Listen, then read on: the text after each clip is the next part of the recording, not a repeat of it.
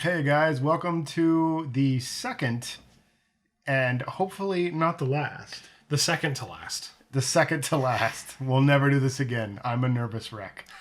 Episode of Classic Catch Up, where we catch up on the classics. Very good. So today we're talking about Star Trek, the motion picture, the very first of the Star Trek movies, which I guess you can kind of assume by the title. Yes. The question I have is, who was pulling for this movie to be made? Was this Roddenberry? Roddenberry has Just to be. couldn't let it go?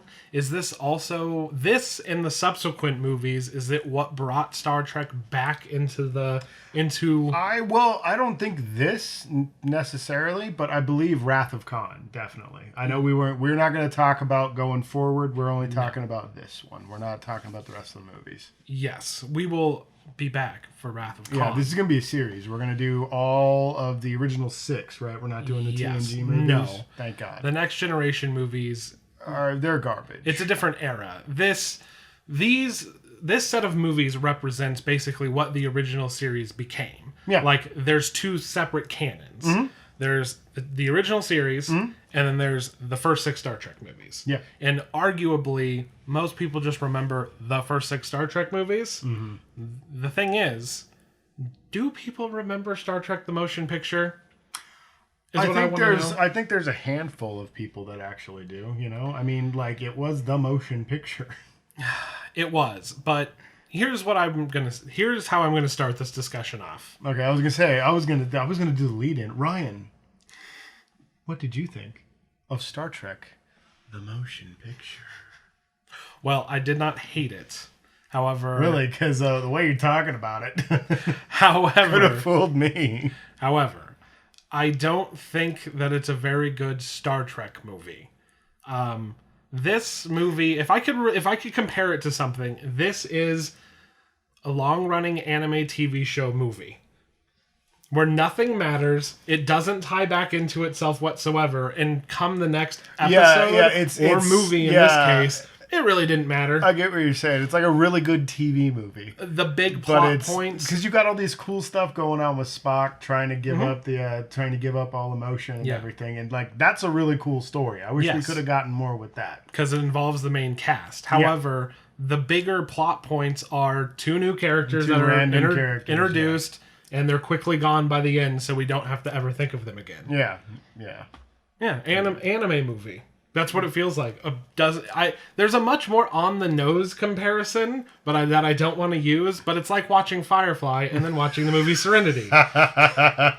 That's this movie, and that's even compared to the later Star Trek movies, the ones that I've seen, that we're not talking about. Yeah, we don't know anything about those. Those don't exist. What are you talking about? That is how I would, on the most basic level, describe how I felt watching this movie. And I can't, and I want to try to keep it in context, but I really can't. Like, I have to talk about it through my lens. There's tons I know about Star Trek through pop culture just time. The only rule that you and I set up for talking about it was just to not reference the following films. Yes. We did talk, like comparisons within the genre and everything like that. Like, that's cool, but like we just said, like, well, they could have done this better if they'd done it in the Search for Spock days or whatever. Yeah. So what I mean is, like, I'd like to talk about it like from the perspective of a 1979 moviegoer. Oh yeah. But it's impossible. So why try? Like, I'm talking about it through my own personal lens, which is, I know a lot about Star Trek. I'm not a big Trekkie or anything like that. I'm in between knowing nothing and being really into Star Trek. I'm right there. Yeah. I'm there with you, dude. Where it's like, I'm not a fanatic. Like TNG, I'm pretty friggin' into. Like, I'm really into TNG. I know a lot about the Next Generation. I like the Next Generation a whole lot. But original series and stuff, like, most of my experience has been these 6 films. Yes, and I feel like that's the case for most people. Yeah. I think there's like the really hardcore fans stuck it out with the original series. I gave it a shot. I couldn't get into it. It's not that I'm not saying it's the worst pile of crap I've ever seen or anything like that. It just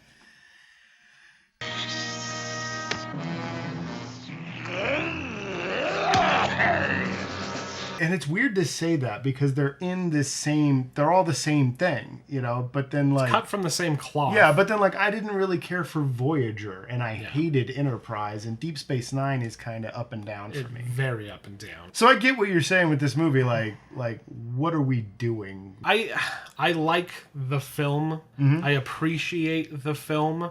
It just, as a Star Trek movie, it's a little odd.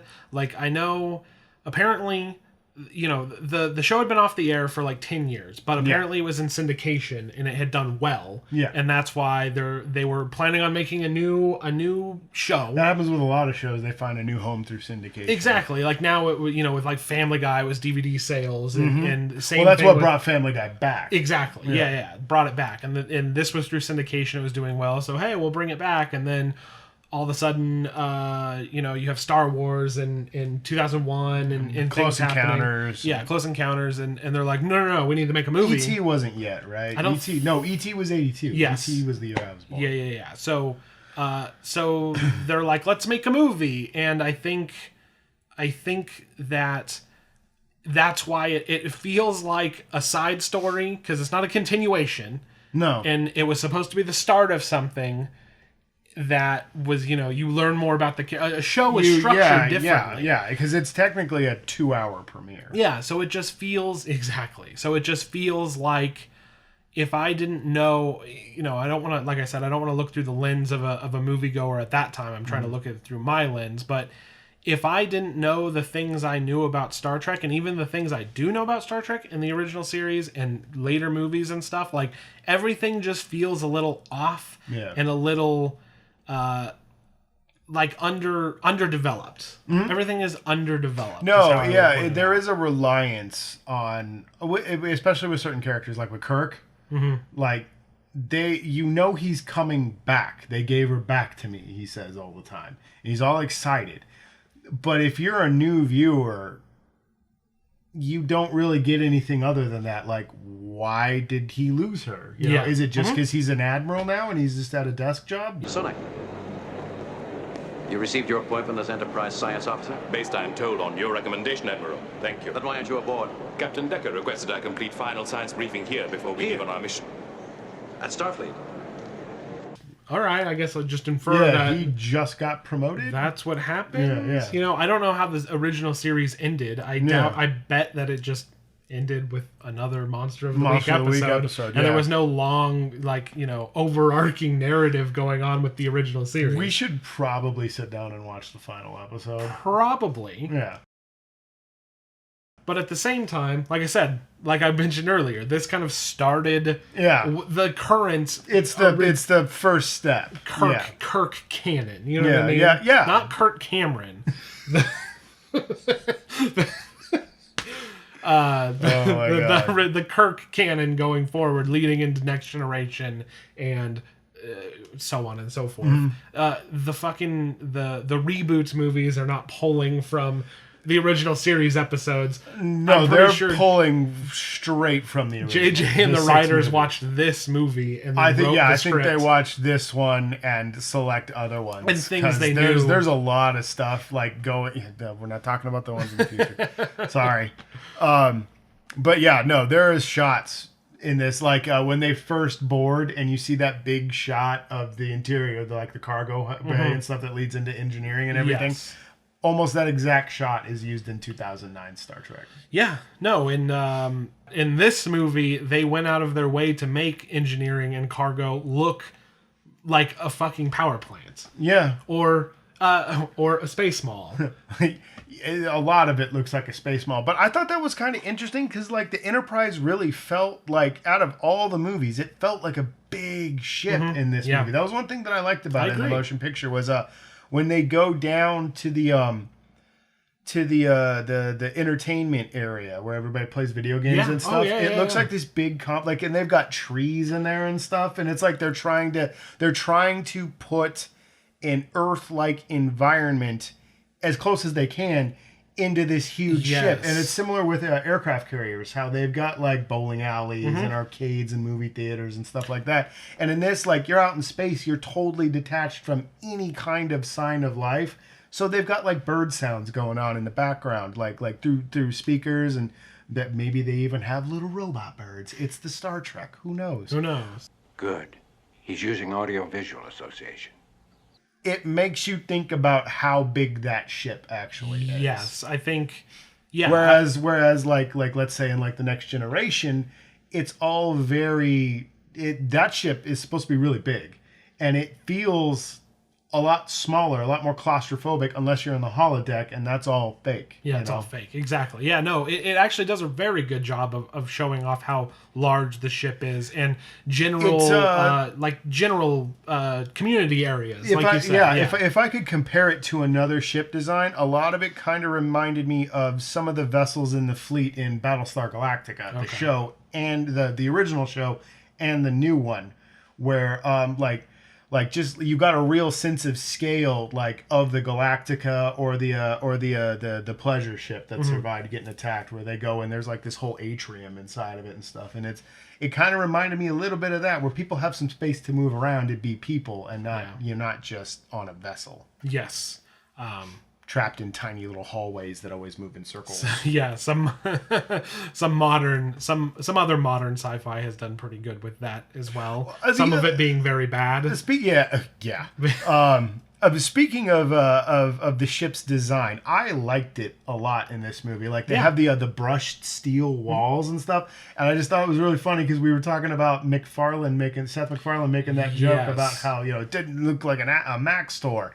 Every deck on this ship looks like a Mac store. If there were Mac stores in 1980, they would look like this. They would look exactly like the Enterprise. And it's kind of funny and a little hypocritical because the Orville designs are closer to 2009 Star Trek than they are to Star Trek the Motion Picture. Yeah. You know what I mean? But the feel is still there. Yeah.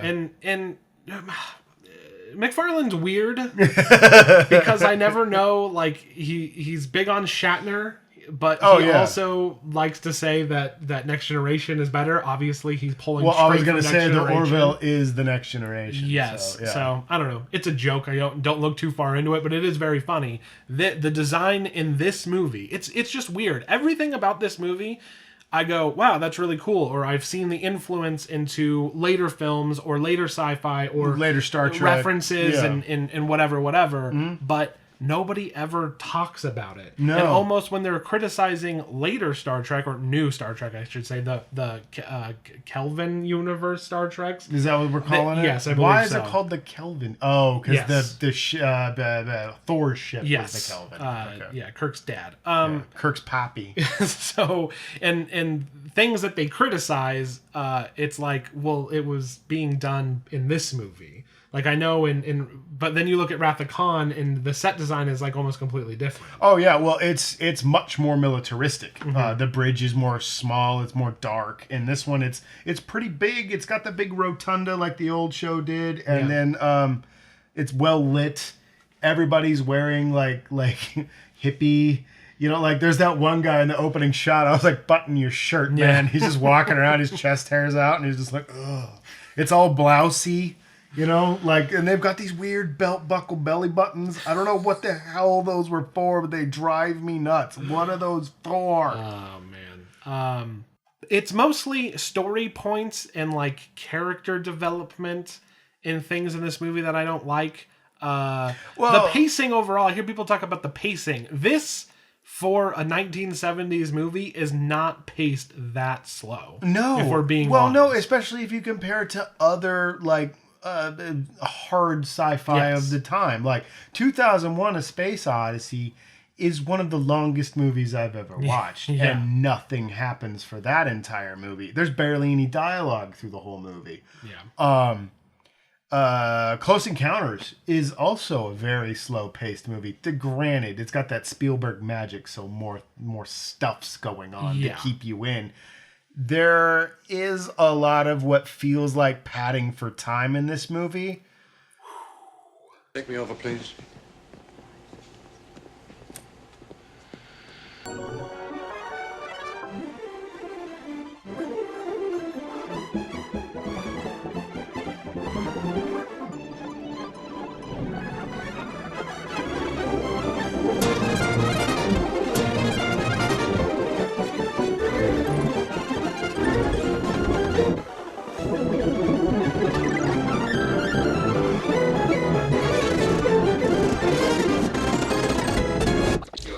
Thank you, Mr. Scott. Aye, sir. All the set design, and I know that they're showing off all of their Yeah, hard work, but and it like- is good to look at, but but like, it goes on that- way well, too long. How many times did we need to see Kirk looking wistful outside the shuttle? And then Scotty just like, Yes. oh, you miss her, don't you? Oh, you wee bonny lass. Yeah, and then some outside shot and gratuitous shots of people in spacesuits floating. I love those guys. Just help. Just nonstop. That Like, one guy that's not quite in perspective, right? And he looks like he's just gonna bounce off the back of the ship and then somehow misses it. yeah, and then keeps going. Yeah, there's just like you're right. Them panning the ship and What they did in they did it in 09. yeah. They You did. know, and they did it in Next Generation as well a couple Yes. times. Yes. But like you said, there's cutaways, and now we're watching him admire what we're looking at, and then back to admiring, then and back then Scotty's to watching admiring him Kirk, admiring the ship. Yes, exactly. And then also, don't forget, there's people outside, and they're admiring they're Kirk, floating, admiring Scotty, and admiring. you want to make sure that they can see Kirk when they're floating in circles outside. Oh my god! It's so ridiculous. It's you know what really would have And sold we me? have- I brought it up when we talked about Solo. Is just that quick shot from Out of Gas and Firefly when he sees across the junkyard and he sees Serenity sitting there, and it's just like he's just in love, you know. Yeah. Like it's beautiful. Like that would have been nice. And then maybe we do a quick pan around the ship so we get to see her while the next generation, what would have been the Next Generation theme plays. Yeah. And at this point, you got to understand we're like 25 minutes into the movie, and outside of watching the space station and the Klingons, we don't know what's going on. No. We don't understand other than Kirk is the captain again. Yeah, you and may we think never that knew. we haven't told you anything yet. That's because we didn't know anything by this point. Very true. I was thinking the same thing. I was like, we haven't been breaking down the plot at all. There's not a lot of plot. I've touched on like going into the space cloud and everything like that. Like that doesn't happen until like the third act. Yeah. It's Is it the beginning of the third act It's like or the end of the It's like the second? climax of the second act, Yeah, what you would call it, and then the third act is what they do once they're in the orifice. that's right. So- Yeah. See, I was trying to think if it was the Once end of they the second act or the beginning penetrate of the the third. orifice, the third act starts. I think. Do you really have to? I'm just going off of what it is. Don't So they just penetrate the cloud and then They- enter the orifice? okay, they penetrated the cloud and they entered the orifice. You're correct. That's semantics. So what I talk about when I'm talking about it not feeling like Star Trek, this is a harder, heady sci-fi Oh, for sure. plot. Yeah. And the main players in this plot are, you have Spock, and that's nice, but it's like Spock's acting weird until he isn't. And then you have Decker, and you have what's her name? He I don't stops remember. acting weird at a certain point in the film, which we'll address. Yeah. But no, he comes on and he's robotic, he's mechanical, and it's because he's going through what's called the Kolinar. Yeah, and he's upset Which about it. is like, he's not doing too great with it. Like, he doesn't really want to get... It's when the Vulcans purge themselves of all emotion and embrace pure logic. And he's never been good at being human or Vulcan, and I always thought that was really interesting about his character, instead of just being a rage monster like he is in the newer Star Treks. Yeah. He's not in control of his emotions. Yeah, as you can see when he's hammering Khan's head in or something. when he crushes Khan's skull.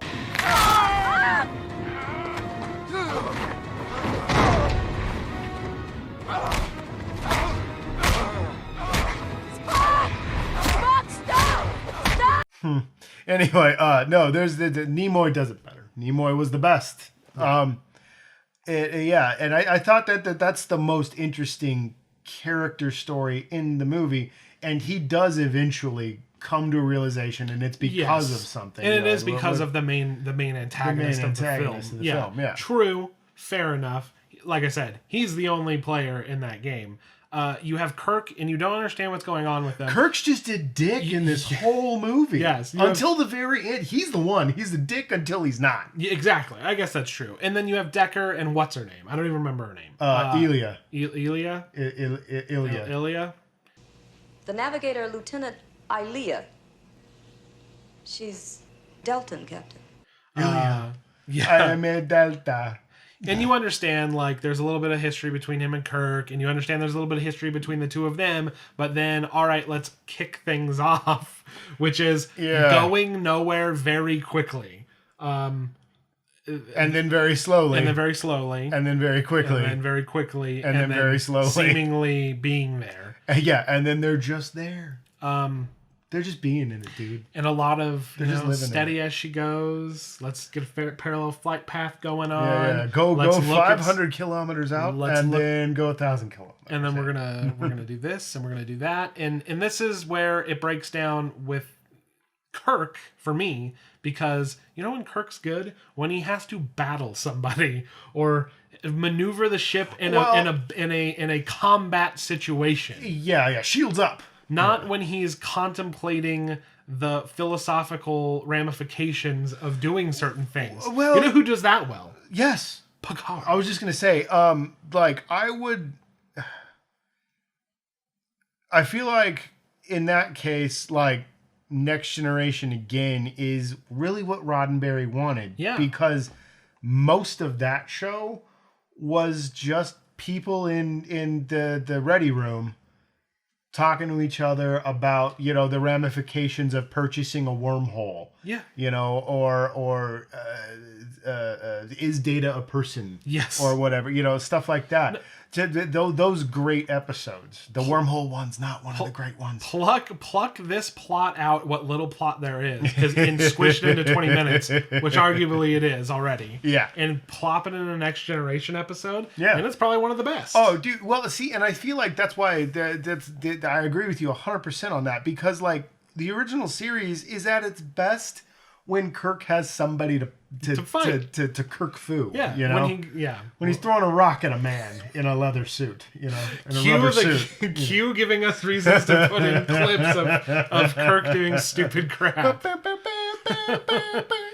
Yeah, no, or I love it. Or there's never anything. And the more horrific elements too, because like it's been said before that the original series seems more like a sci-fi horror series. Absolutely, and I agree, because it's so weird, it's so creepy, and it's great at doing the unknown. And this movie does a bit of that very well, but it's headier than that. But it's there's not. I landed on a planet and everybody's 40s gangsters. You know what I mean? Yeah. Or something's off, and I'm going to punch my way through it. Yeah, exactly. Despite Kirk constantly talking about how he's going to outwit and think like a Starfleet captain and do it's all jump kicks. He doesn't do anything. Jump kicks and tumblings. Yeah. Spock is out thinking everybody. He's jumping at things. So the few instances Kirk has to really get out there and show what he's got in this, he just comes off like a dick because the situation doesn't call for it. Well, there's that, and also there's no justification for why he's being such a piece of shit to the guy he recommended to be captain of this vessel. He treats Decker like shit. Programming ready? Program set for standard warp entry, Captain. But I still recommend further simulation study. Mr. Decker, every minute brings that object closer to Earth. Engineering, stand by for warp drive. Captain, we need further warp simulation on the flow sensor. Until, he's like, we need to go in. And he's like, I quite agree. And then they smile at each other. And I was like, are you friends now? Yeah, there's no backstory other than... You read my mind. There's no backstory other than you gave her to me, and I guess you got her back, and he convinced somebody to let him do it. And everybody's like, oh, cool. Yeah, well, that's the whole thing, is it's not just that he's being a dick. You find out what was going on behind the scenes, and he sabotaged that guy. Yeah. He set him up to be this captain, and then he used this tragedy, yeah. Yeah, this whole tragedy. This emergency. This emergency, because, the cloud moves in, it wipes out these 3 Klingon ships, then it wipes out a space station, and it's encroaching on Earth space. It's heading toward Earth. Going to be there in, what, 4 days? 2 days? I think or it 3 starts. days. I think it starts like 4 days, and then by the time but they they need catch to up leave, to it, yeah. and they open a wormhole, which leads to my favorite. You know, every character has their time to shine. And this was Chekhov's. And Chekhov, he has the line of the movie, and we'll play it now.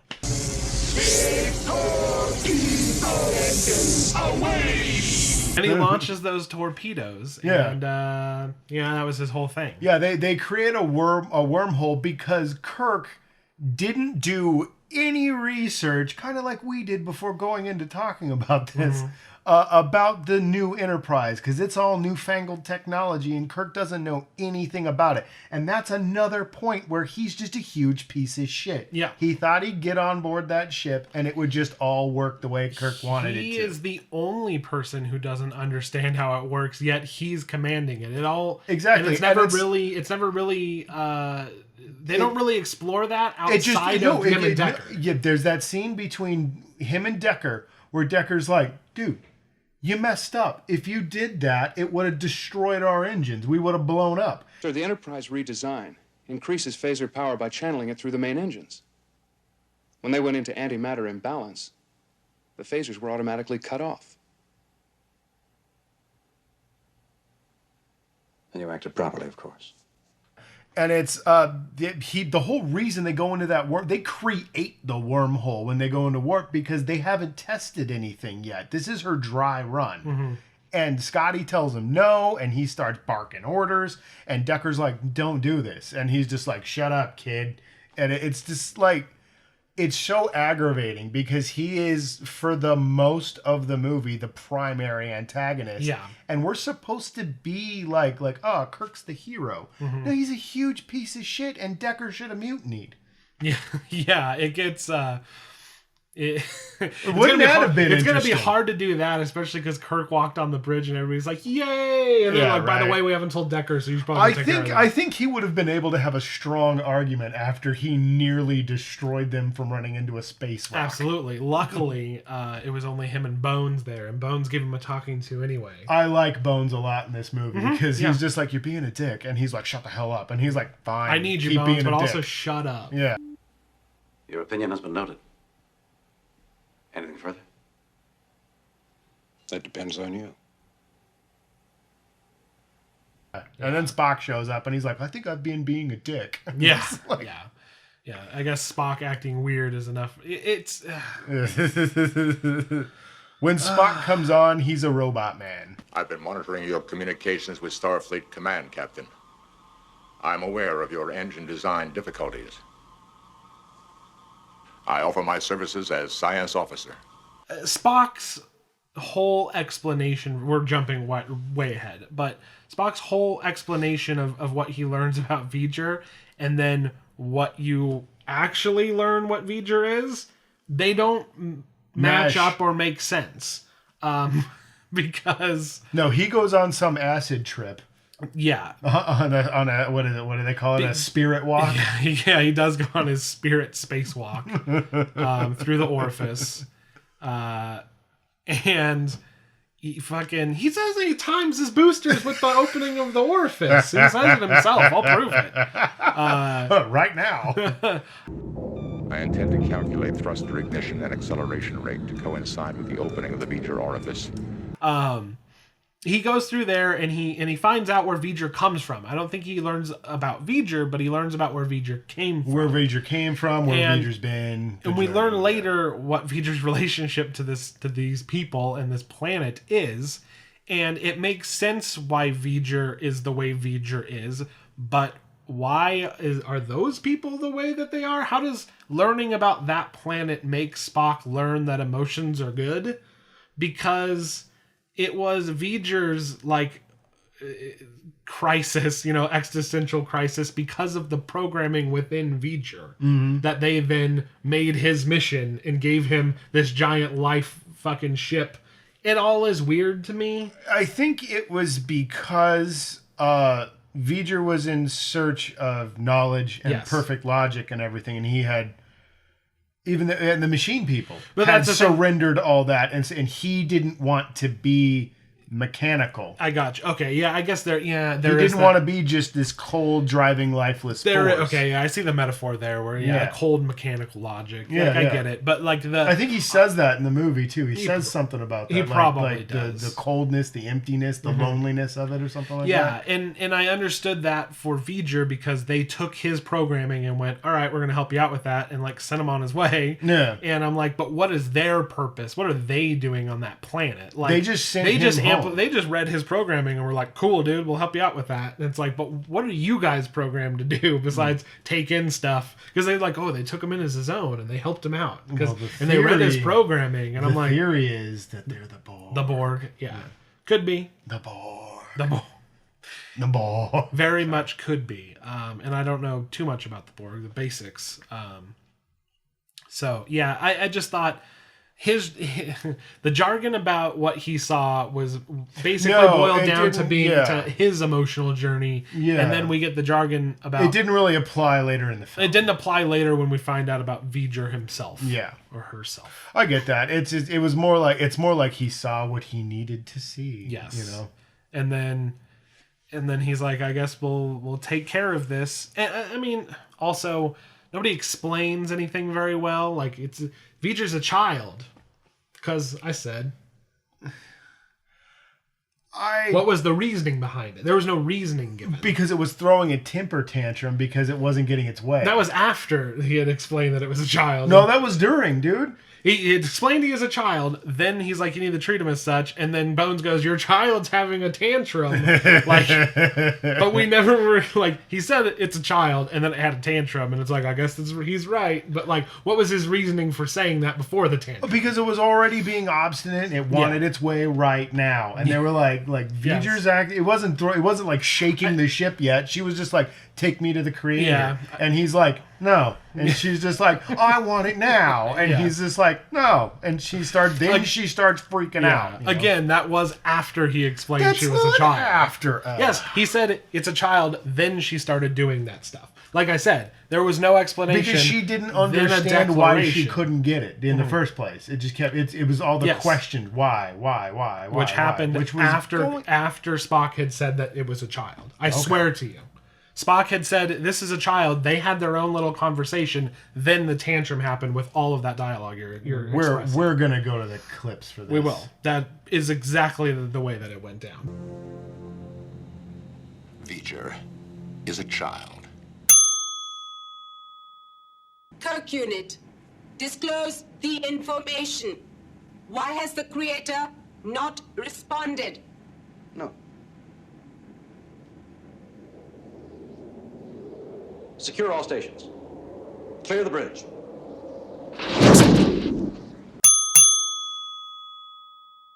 Yeah, okay.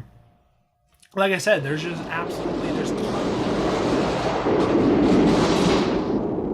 child is having a tantrum, Mr. Spock. all of the dialogue you just said came after he said it was a child for no reason. Like, there was nothing. It makes sense, but there was nothing to have Spock say that outside of setting up their. See, because their I thought ultimate plan. it was just like you know, the inquisitiveness and the refusal to accept it. And I'm not talking about the temper tantrum part in it per se. I'm just talking about the whole bit where she was like, why? Yeah, why? true.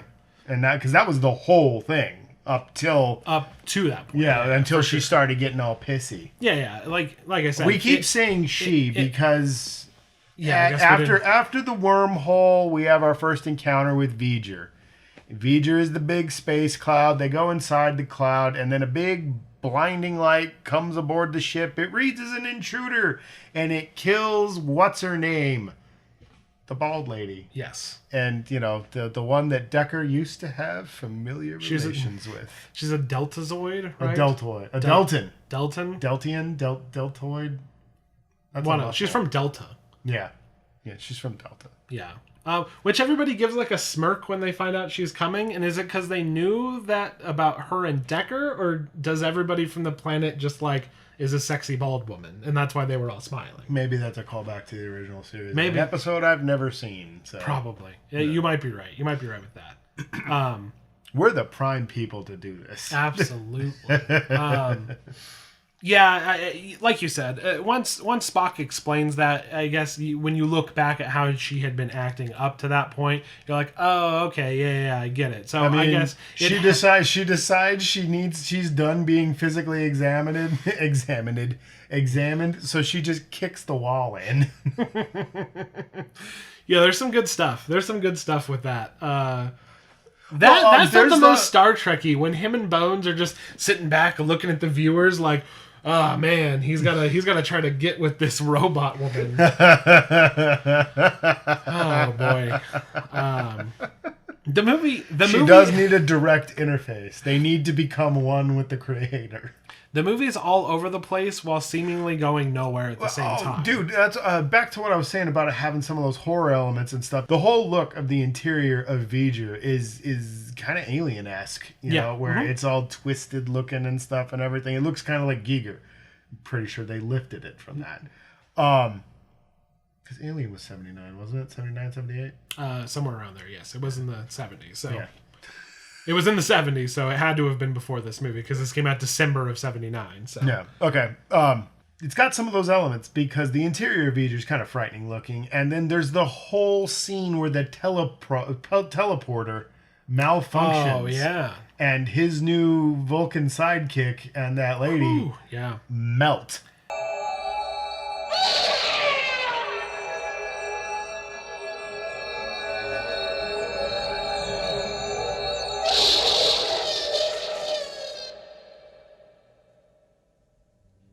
Oh my God. Yeah, that was good stuff. Like, we just suffered through. It's kind of funny too. We just suffered through the whole shuttle ride onto it because the transporter. Oh, it is so. You were talking about it being all over the place. This is the harshest tonal change in the entire film. Yeah, straight to confrontation. Body horror. Straight to the confrontation with Decker, like kind of spoiling the whole like Kirk is back. Like you're like, oh, this immediately, and then straight to like body horror, like crazy shit going, people dying, because of Kirk. Yeah. They teleporter. He made a huge mistake. Well, I mean, the teleporter. Well, he pushed it too far. Anyway, it was the first thing that it was the first thing that happened when he had taken control of the ship. Yeah, like within 5 minutes of him on the ship, like they murder 2 people, 2 casualties. Yeah. And then, like, immediately after that, it's back to like, whoop, time to get to the bridge. You know?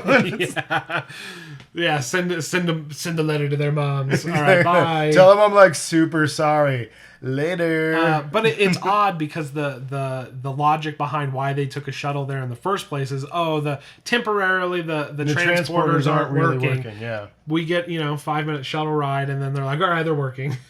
And then, then they're obviously not. Yeah, and it's that's it's pretty scary. It's pretty hardcore. Yeah, that's a nitpick, but the scene because of it is just great. Yeah, it's horrifying. Well, and that's what I was saying. Like, you get that great bit, dude, and then it's after that really long, really boring introduction to the ship we know, and then you get the Decker and him kind of going heads up a bit, and it's just like, oh, there's going to be some political drama in this, and then you get this horror scene, and it's just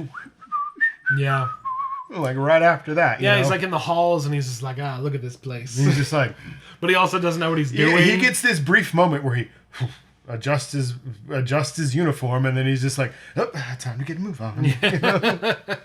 Bones, you old son of a bitch. Yeah. There's just there's some good stuff with a few characters. And especially if you were like watching a big fan of the show and you were watching it in syndication, you're like, good to see him again. That kind of shit doesn't really hold up for me, obviously, as a viewer in 2019 after Star Trek being just in the social it's the zeitgeist. Yeah, exactly.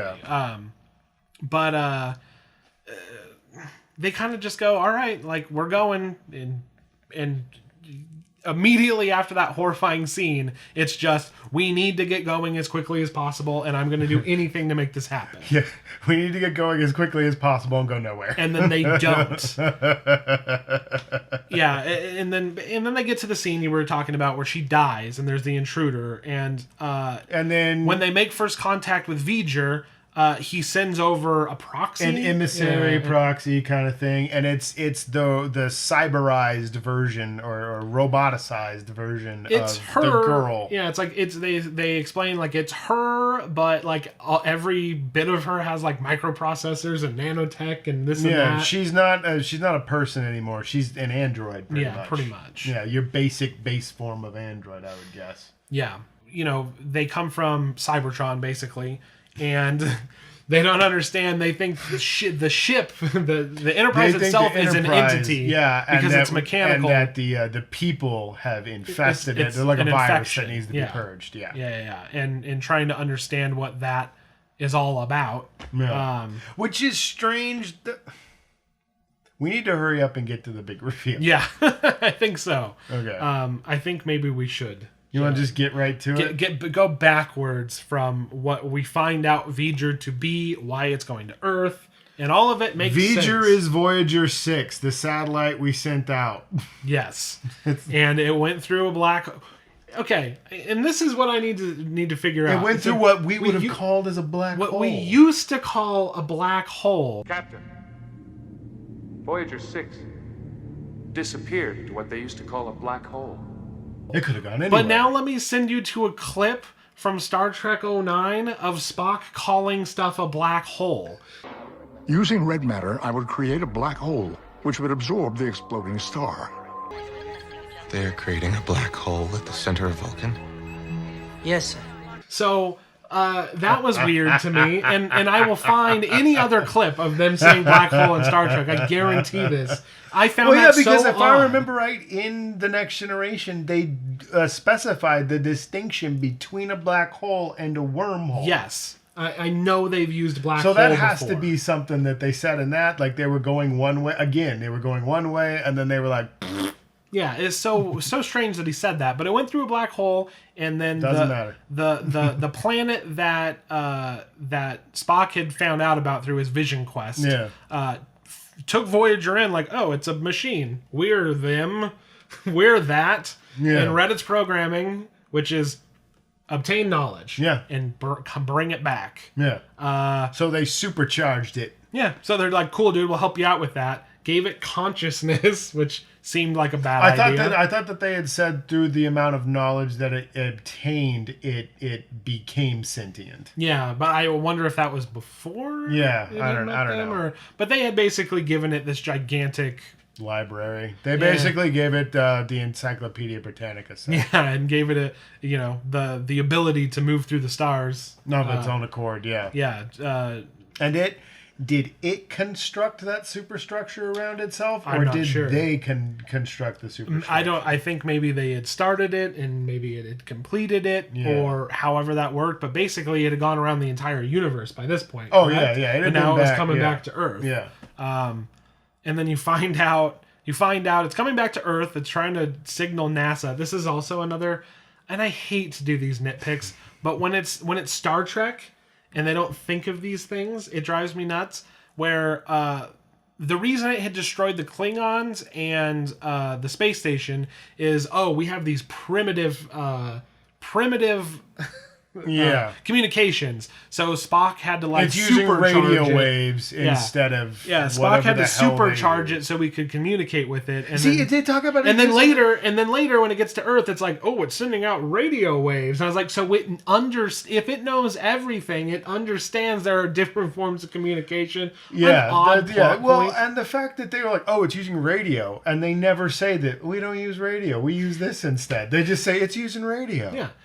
If we know what it's communicating with. How quaint! Yeah. If we can understand it's using a primitive, shouldn't the super intelligent space robot be able to do the same? Yeah. So, but it gave Spock something to do immediately back coming onto the ship. He saved their asses, basically. Yeah, he basically saved the planet. It was a scene. It's a nitpick, but I just thought it was funny. And it's trying to transmit its data back to NASA, and they have to get the code, and it doesn't. It self-sabotages because it doesn't want the code. Yeah. It wants to be a real boy. Yeah. And then Decker hugs. Decker hotwires it, and somehow the energy goes into him, and he becomes a glowy space being, and him and the robot lady, they make a space baby.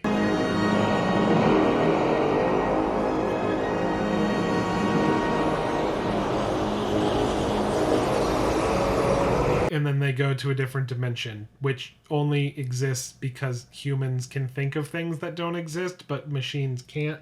But now it really does. Shouldn't it have just made a space baby? Probably. I mean, that's what happened And in they're 2001. like, I think we made a new life form. Bye. Yeah. Yeah, this movie ends as abruptly as it begins. There is no, like... Well, he does kind of do, like, the starlight. Yeah. Straight on till morning. Mm-hmm. Yeah, I he said does. Right. I think he says left. I can't remember what. But they're just like, okay, well, that happened. Yeah. And for Star Trek, it was an odd ending. It's a very odd ending. It's a very weird beginning. Yeah. It's the whole movie's weird. The whole movie is a little weird. And it's good in places. The thing is I feel like it's not as intelligent as it thinks it is. I understand people's complaints in why people like this movie, where they want the slower, more methodical Trek versus like the later movies in the 2009 and all this and that. But like, I don't think this is the movie you should reference. No, this is just weird 70s movie pacing, and there are better episodes of the original series. There's better episodes of Next Generation. Absolutely. There's better episodes of DS9. There's better episodes of Babylon 5. Episodes of the Orville. Yes. So it's just strange, but you know, I think it just got better from here. That's what I can give it. I think, yeah. It kicked it off, and apparently it did well enough. Yeah. That they're like, all right, you can make a sequel. Yeah, despite everything Paramount did to sabotage its own product and then blame everyone around them for it. Yeah, it did pretty well, but it had a very high budget, and they weren't. And so it's profitable if you think about it that way, but the marketing and the production costs for the show they were trying to make before they greenlit this went into phase 2. Yeah, just accounted for everything, and Paramount wanted to make like 15 times its budget or something, and it's like it was never going to happen. Yeah, but it did really well. I guess for opening weekends, it like made records. So. I think. But I do agree that I think something was lost when they removed Roddenberry from creative control, and you didn't have a lot of those headier elements and stuff like that. But like, I don't think that he could do those heady elements as well as he wanted to. I think the Next Generation, you get lost in the weeds a lot. I think the original series cast just wasn't suited for that type of shit, and I think. Making the movies, and we'll talk about the later ones as we go. Yeah. But making these movies was the right choice, and then what Roddenberry really wanted to do, he accomplished with Next Generation. I 100% agree, because I think the Next Generation is the pinnacle of what Roddenberry. And I think this kicked it off. I mean, in pretty good fashion. It was a good movie to look at for sure. Oh yeah, it's amazing score. I was gonna say the score is that he was doing that blah thing before Inception was, but it was so cool because it was so mechanical. Mm-hmm. Yeah, it had real. But it felt like it was like something taking a guitar string to the inside of like a steel drum. Yeah, it was really cool. It was awesome. Really cool. Really heavy. All the V'ger themes are really, really good. It gave us the classic opening to Next Generation. Yep. And also the first time the Klingon theme was ever heard. Yep. He wrote the theme for the Klingons, and it is still one of my absolutely favorite pieces of film music. Yeah, the movie started, and I didn't even realize something was off until you had pointed it out. I'm like, oh yeah, this is Next Generation theme. Mm-hmm. Like, oh, yeah, okay, cool. Yeah, you were just like, huh. And it's funny, as a kid when I first saw this, I was just like, that's the theme from the show. Yeah. Because I didn't get it because I didn't know who Kirk was. Yeah. This was like when I first got my first foray into what existed before. Yeah, I mean, it kicked off the best Star Trek. You know what I mean? Yeah. The 6 movies, the Next Generation show. Let's not talk about the Next Generation movies. And just, it made it what it was. And I know that it found success in syndication, the original show. But like, if it weren't for this... Oh yeah, we wouldn't be doing this. It's literally we wouldn't be doing it. But also... Yeah. There would be nothing to do. Yeah. But also, in the grander aspect, I mean. Yeah. Nobody would care. Yeah, I get what you're saying. It's kind of like the first Blade Runner, where it's like a very flawed masterpiece. Yeah. It's got all the good stuff there. It's just not right. Yeah, I think they were trying to do something, it didn't work, and then they corrected course, and then they perfected what they were going for with a show, which this plot is straight lifted from a show structure. So, like, it all worked out, but, we still got to talk about the movie the way it is, and it could be better. Yeah. That's how I would sum this up. I agree with you. That's what I was trying. Yeah, that's what I was saying. Where it's like it's all there, but it doesn't lock together. The gears aren't working right. It just took them some time. Yeah, but and it got way better. Yes, it got so good. Like the movies and the show. It's just if you've never checked out Star Trek: The Next Generation, give it a shot. It's on every streaming service.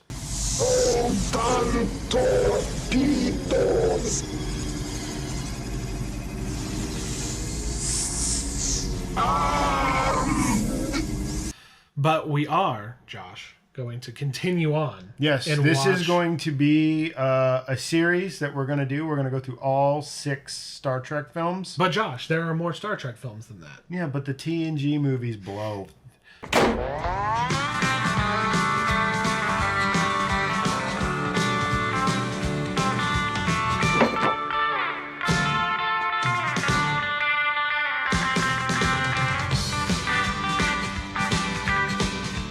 If you liked this video, consider hitting the like button smash that subscribe button. You can follow us on Twitter at Mighty Movie Pod. It'll be right here or somewhere. Just point Mighty put it right here. Yes, at Mighty Movie Pod. Our podcast is the Mighty Movie Pod, and you can get that on any podcasting app. Thank you so much for watching. Why did I confirm that? Yeah. Like I was like, oh yeah, no, you're right. Yeah, that is true. Yeah, that's correct. Thank you so much for watching. We will be back with another episode. Thank you. Goodbye. Bye.